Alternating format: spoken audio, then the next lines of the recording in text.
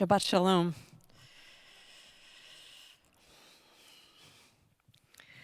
Vayikachuhu vayashlichu oto habora v'habor reik ein bo mayim. They took Joseph and they threw him into a pit. The pit was empty. There was no water in it.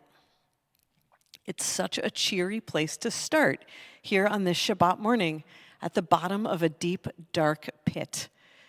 An empty pit. Well, it's not entirely empty, but we'll get there. In fact, how did we get here at the bottom of this pit? Well, the pit is the outcome of the events that unfold in Parshat Vayeishev. Our ancestor Jacob has 12 sons and 1 daughter. His favorite son is named Joseph, and now Joseph is the one at the bottom of the aforementioned pit. In a recent act of favoritism, Jacob has singled out his son Joseph from all of his 12 siblings and given him alone a beautiful multicolored coat. Because of this gift, Joseph's brothers yisneu oto. They hated him. And Joseph contributes to this dynamic by being braggy and a tattletale and very unstrategic about how he shares his dreams with his brothers. See, Joseph is also a dreamer and a dream interpreter.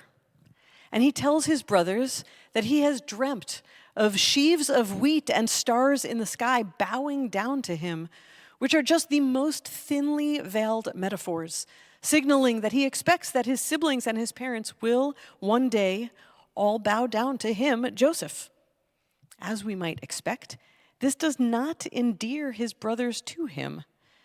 And so, vaikanu vo echav, his brothers were jealous of him. So one day, his father sends Joseph on a mission to go and check on his brothers who were pasturing in the field. He went to find them, but he got lost on the way. Coming upon an ish in the field, who's commonly understood to be an angel, they have an encounter. The angel asks Joseph, Ma tivakesh, what are you seeking? And Joseph answers, Et achai anochi mivakesh, I am seeking my brothers. The angel tells him where to find them, and Joseph continues on his way. When his brothers see him approaching, they seethe with anger, and they plot to kill him. Instead, ultimately, they just throw him in a pit, and this is our pit from which Joseph is then taken and sold to the Egyptians as their slaves. That's our context. Okay, so that's how we got to the bottom of this deep, dark pit. But it made me wonder what it was like in there for Joseph. The Torah doesn't say anything about Joseph's experience, his state of mind, or what he did while he was in the pit. But some of our later commentators do. The commentator Chizkuni teaches that when the Midianites came to pluck him out of that pit, the way that they found Joseph at all was because they heard him screaming and crying in distress. The Da'at Zakenim teaches that his beauty, for Joseph was known to be beautiful, had departed from him while he was in the pit because of his anguish and humiliation that his brothers had caused him. And Pirkei de Rabbi Eliezer teaches that while in the pit, he also lost all of his physical strength because of his fear and not knowing how he was ever going to get out of there. So if we were going to wonder what it was like at the bottom of this pit for Joseph, it was horrible. It was scary and dark, and he reacted like any person thrown into a pit might react. And it made me think about what it's like for any of us when we are in the darkness of some pit and we're not sure how we might ever get out. And that pit, it doesn't have to be a Joseph-sized pit. It could be something that makes us feel like we are stuck down deep, not sure how we'll make it through. A place or a chapter that is obscuring the light that we seek or is causing us significant pain. It could be anything, that pit. It could be the fact that today is the shortest day of the year, the longest night. The most darkness we'll experience all year is today. And winter is just beginning. As beautiful as it is today out there, seasonal depression is also real for some. And so maybe that feels like a pit. Or maybe we're going through a thing in our lives. And our pit is something that we had but lost, or something that we thought we were meant to be but are not, or a weight or an anxiety, a worry about a loved one. Or maybe this pit is this political moment that we're in, as more and more dangerous chaos readies itself to pour forth on us and on the most vulnerable. And the depth of the darkness of that pit feels overwhelming. And maybe Pirkei de Rabbi Eliezer and Chizkuni and Da'at Zakenim's descriptions of what it was like in that pit are true for us in some way. They surely do resonate. But I also want to remind us that those descriptions of Joseph's experiences are just guesses. They're interpretations. Rabbi Eliezer, Pirkei de Rabbi Eliezer, is from the 8th century. Chizkuni wrote in the 13th century. And here we are living in the 21st century. And I want to offer that maybe even if those reads on Joseph's experience are also true, that maybe something else is going on here too. Because Joseph is aching, and he is angry, and he is anxious. But remember that Joseph is also a dreamer. And the very last thing spoken to him before he wound up in this pit came from the mouth of an angel, asking him, Ma tivakesh, what, Joseph, are you seeking? What do you want? What do you want? What is the world that you want? What is the life you want? What do you seek? And I think that in that pit with him was also this question. I think it was swirling around in his mind. I think it was his point of focus. I think it was the thing that got him through this most difficult trial of his entire life. Ma tivakesh. He must have reflected there at the bottom of that pit. What am I seeking? And in that question and in that darkness, I imagine that this question gave him purpose and gave him hope.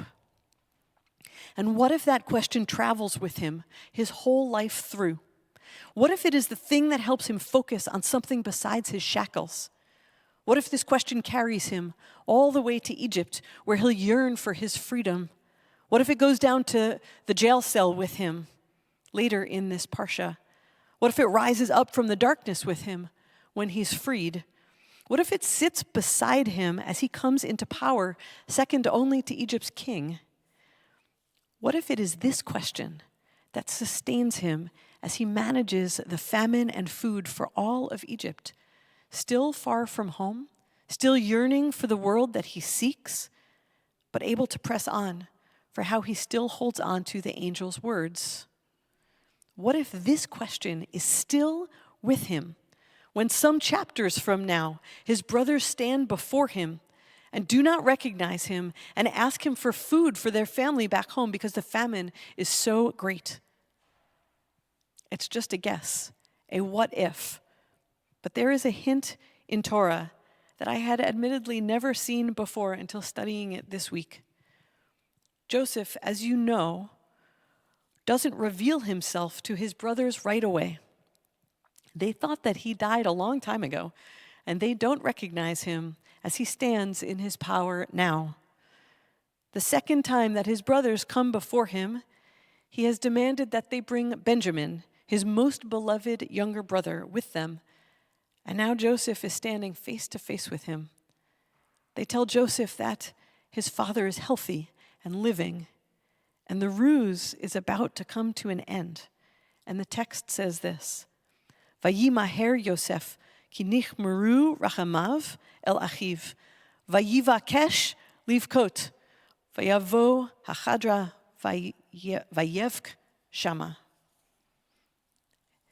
With that, this verse tells us, with that, seeing Benjamin there and hearing that his father is well, It says, Joseph hurried out to cry, for his compassion was stirred up in him towards his brother, and he was on the verge of tears, and he went into a room and wept there. Okay, but what the text translates as he hurried out to cry, we find the strangest Hebrew formulation. Vayivakesh livkot. Vayivakesh, which is the same word as tivakesh, from the phrase ma tivakesh. He doesn't go to cry, he doesn't leave to cry, flee to cry, or turn to cry. He seeks to cry, whatever that might mean. There is no other time in Torah when this phrase is used. By using the same Hebrew word now, it is a callback to that moment in the field. The angel's words have carried him for these long years. He has never forgotten them. They are how he survived every pit, every dark corner, every disappointment, every loss. And here, his answer to that question, to be reunited with his family, to be at peace with them, to be safe, to embrace his father again one day, to see Benjamin, to be able to help his family, it's now only moments away, and he weeps because he has survived. If we are in any kind of dark pit now, if that's something that you're feeling on this shortest day, or headed into this political dark place, enduring a difficult life chapter, perhaps these words can hold us too. Ma tivakesh, what do we seek? What is the life that we want? What is the world that we are imagining? And not expect it to unfold immediately this second, and probably not even expecting our answer to stay the same our whole life through, but to fix our eyes on that vision, to use it to help us focus, to gaze towards that horizon, to sustain us when we are in the depths of darkness, to carry it with us. The arc of Joseph's story maybe can be the scaffolding for our own. Ma tivakesh. How would we answer this question? Try it now in your mind, even with some specificity, even just a small part of the answer, and place it, as Joseph did, in your heart, as a focus, as a light. It's no small thing to choose such a guidepost and decide to press on with greater strength, an anchored resolve, an insistent hopefulness, and the grit that we need to keep moving forward. In 4 nights, we'll light the first Hanukkah candle. May that small flame remind us that there are paths out of the darkness. May it illuminate for us our own answers to the angel's question, and may it light the way towards that which we seek. Shabbat Shalom.